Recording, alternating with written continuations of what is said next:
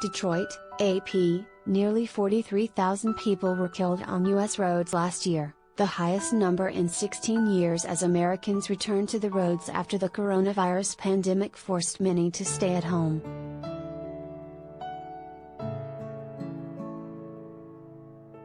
The 10.5% jump over 2020 numbers was the largest percentage increase since the National Highway Traffic Safety Administration began its fatality data collection system in 1975.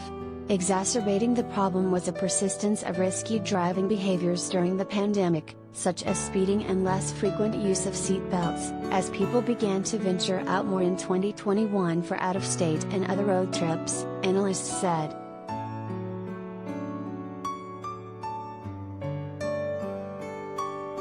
Transportation Secretary Pete Buttigieg said America faces a crisis on its roads. The Safety Administration urged state and local governments, drivers and safety advocates to join in an effort to reverse the rising death trend.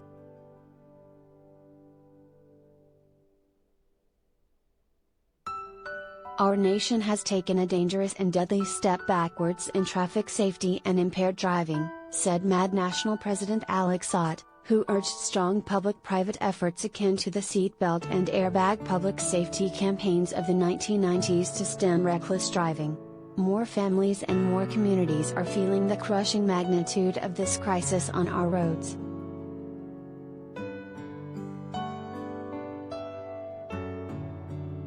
Preliminary figures released Tuesday by the agency show that 42,915 people died in traffic crashes last year, up from 38,824 in 2020. Final figures will be released in the fall.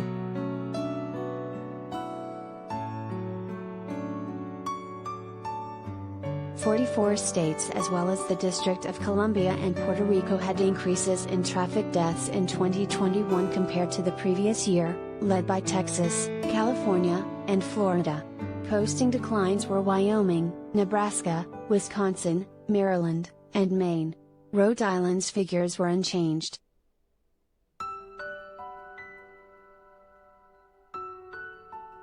Americans drove about 325 billion more miles last year, 11.2% higher than in 2020, which contributed to the increase.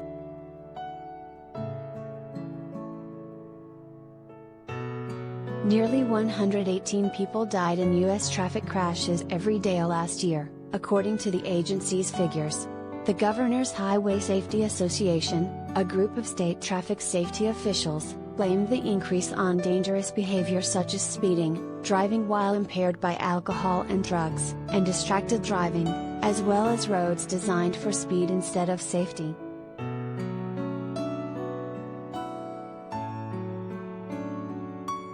The combination, the group said, has wiped out a decade and a half of progress in reducing traffic crashes, injuries and deaths.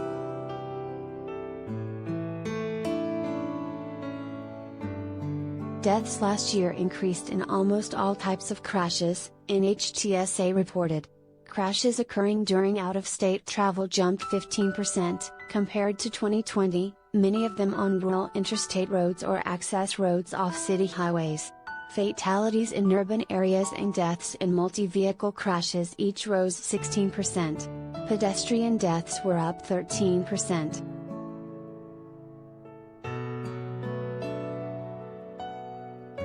By age, fatalities among drivers 65 and older rose 14%, reversing a declining trend seen among them in 2020.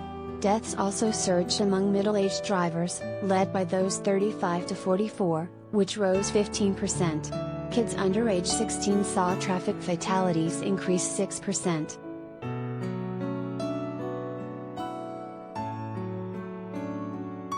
By vehicle, fatalities involving at least one big truck were up 13%, while motorcycle deaths were up 9% and deaths of bicyclists rose 5%. Fatalities involving speeding drivers and deaths in alcohol-related crashes each were up 5%.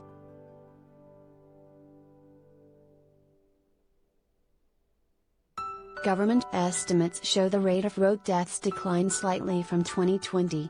Last year there were 1.33 deaths per 100 million vehicle miles traveled, compared with 1.34 in 2020. The fatality rate rose in the first quarter of last year, but declined the rest of the year, NHTSA said.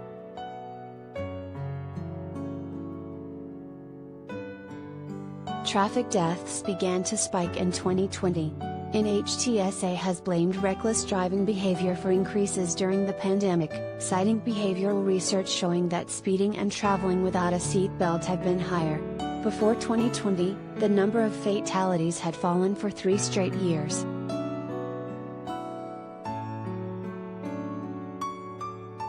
Deputy NHTSA Administrator Stephen Cliff, the Biden administration's nominee to run the agency, said the roadway crisis is urgent and preventable. We will redouble our safety efforts, and we need everyone, state and local governments, safety advocates, automakers and drivers, to join us, Cliff said in a statement. All of our lives depend on it.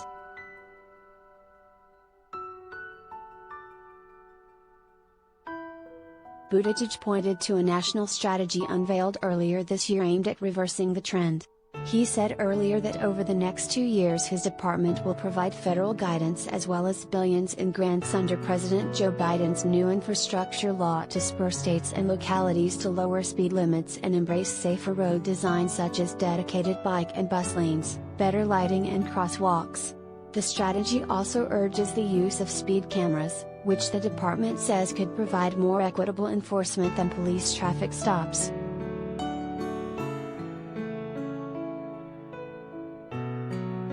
In Tuesday's statement, the department said it opened up its first round of applications for the program, which will spend up to $6 billion over 5 years on local efforts to cut crashes and deaths.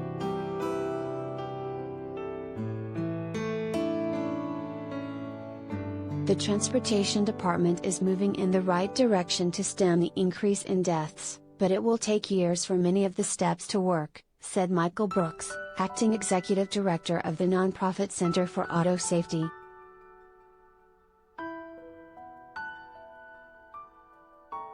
NHTSA, for instance, has regulations pending to require electronic automatic emergency braking and pedestrian detection systems on all new light vehicles, and to require automatic emergency braking on heavy trucks, he said. Automatic emergency braking can slow or stop a vehicle if there's an object in its path.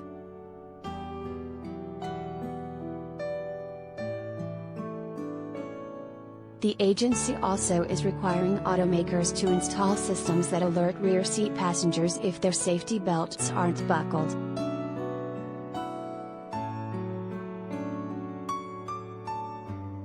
Responding to this is difficult, Brooks said.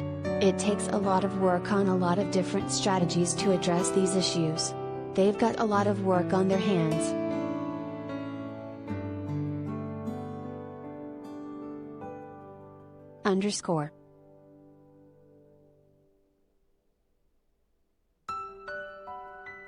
Yen reported from Austin, Texas.